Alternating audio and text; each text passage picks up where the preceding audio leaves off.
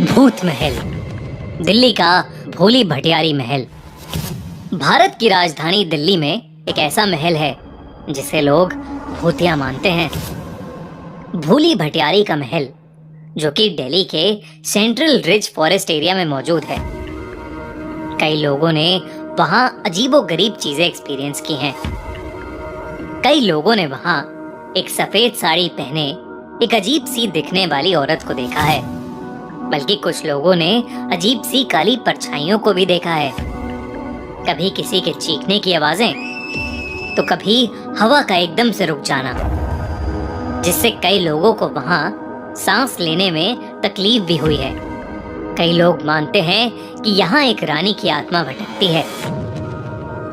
भोली भटियारी के महल के सिक्योरिटी के लिए भी वहां आज तक कभी कोई भी गार्ड रात में टिक नहीं पाया है। रोज शाम होते ही वहां पुलिस बैरिकेडिंग करना शुरू कर देती है।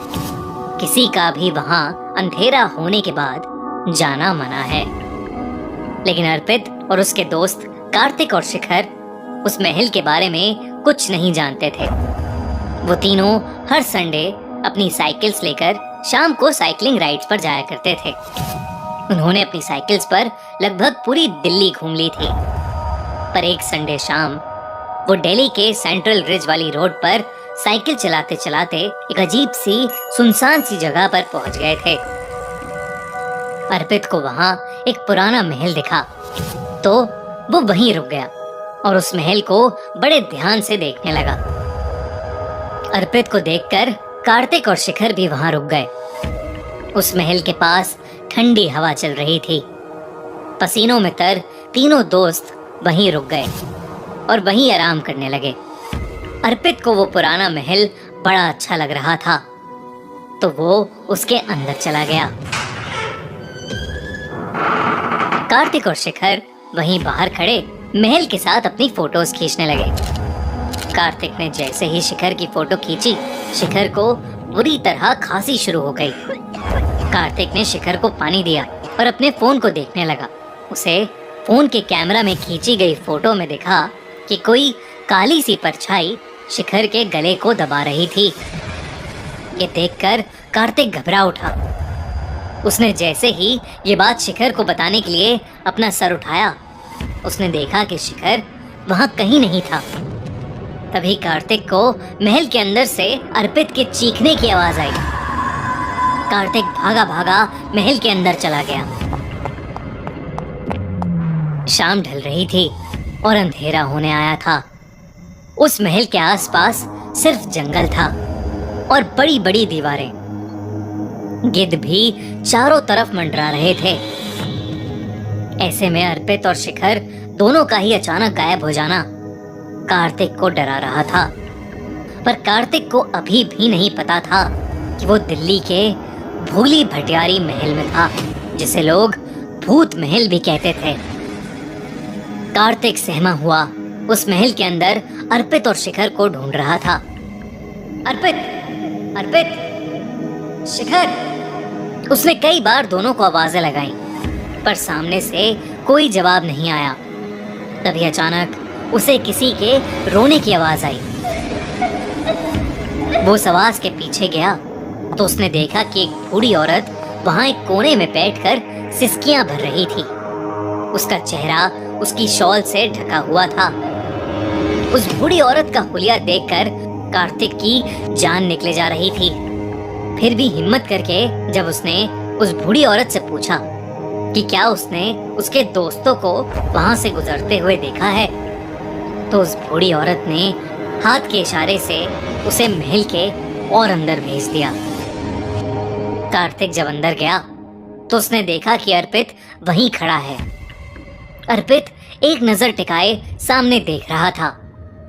ऐसा लग रहा था कि जैसे अर्पित किसी के वश में हो। कार्तिक ने उसे जोरों से हिलाया, लेकिन तब भी अर्पित सामने ही देखे जा रहा था। कार्तिक ने जब ध्यान से सामने देखा तो उसे सामने एक छत सी दिखी और उस छत पर एक औरत। वो औरत किसी रानी से कम नहीं लग रही थी और वो इधर से उधर भटक रही थी। लेकिन तभी वो औरत चलते चलते रुकी और अपनी गर्दन घुमाकर कार्तिक की तरफ देखने लगी। कार्तिक भी अर्पित की तरह ही सुन्न पड़ गया और वो औरत हवा में उड़ती हुई उन दोनों की तरफ आने लगी। अचानक से शिखर वहां आ गया और उसने देखा कि कार्तिक और अर्पित दोनों को ही फिट्स यानी दौरे पड़ रहे हैं। शिखर को वो औरत नहीं दिख रही थी। उसने तुरंत ही अर्पित और कार्तिक पर पानी डाला और उन्हें जोरों से हिलाया। तब जाकर कार्तिक और अर्पित को होश आया। दोनों इतना डरे हुए थे कि उनके मुंह से एक आवाज भी नहीं निकल रही थी।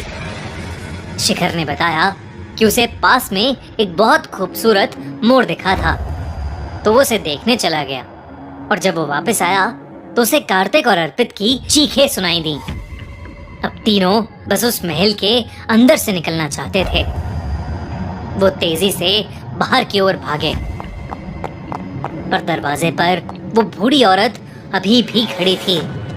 अचानक उसका शॉल नीचे गिर गया और उसका ढका हुआ चेहरा अब तीनों के सामने था। बूढ़ी औरत किसी चुड़ैल की तरह दिख रही थी। उन तीनों लड़कों के रोंगटे खड़े हो गए और वो बुढ़िया धीरे धीरे उनके पास आने लगी। वो तीनों लड़के डरकर पीछे मुड़े तो वो रानी जैसी दिखने वाली औरत भी उनके करीब आ रही थी। तीनों मदद के लिए जोरों से चिल्लाने लगे। बाहर पुलिस वाले जब बैरिकेडिंग के लिए आए तो उन्हें 3 साइकिल बाहर खड़ी हुई दिखी। वो समझ गए कि अंदर जरूर कोई है और उन्होंने तुरंत महल के अंदर जाकर चेक किया। तीनों लड़के महल के दरवाजे के पास बेहोश पड़े थे और उनके शरीर बुरी तरह तप रहे थे। उन्हें फौरन पास के हॉस्पिटल भेजा गया। जब उन्हें होश आया तो उन्हें कुछ भी याद नहीं था कि उस बूढ़ी औरत को देखने के बाद उनके साथ क्या हुआ।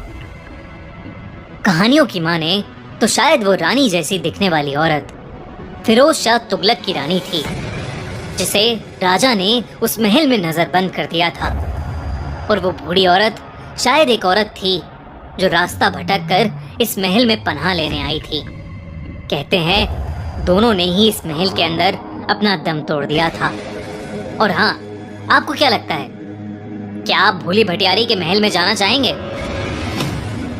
हमें कमेंट्स में जरूर बताएं।